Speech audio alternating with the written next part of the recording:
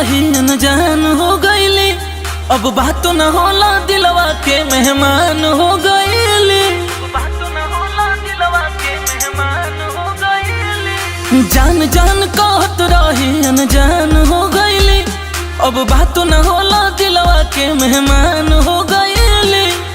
लागता कि किसवा खोरहनी जरा के दागल बा, ई दिल साला पागल बा। जे मिल ना पाई ओकरे से लागल बा, ई दिल साला पागल बा। जे मिल ना पाई ओकरे से लागल बा, ई दिल साला पागल बा, पागल बा।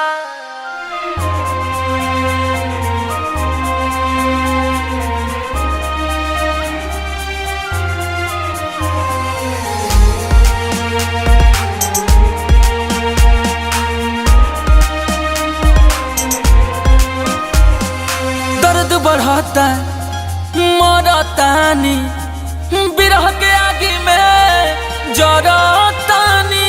दर्द है दिलवा के कैसे सही, सनम बेवफा बारी कैसे कहे।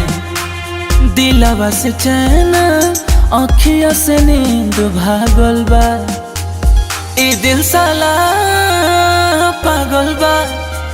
जे मिल ना पाई ओकरे से लागल बा, ई दिल साला पागल बा। जे मिल ना पाई ओकरे से लागल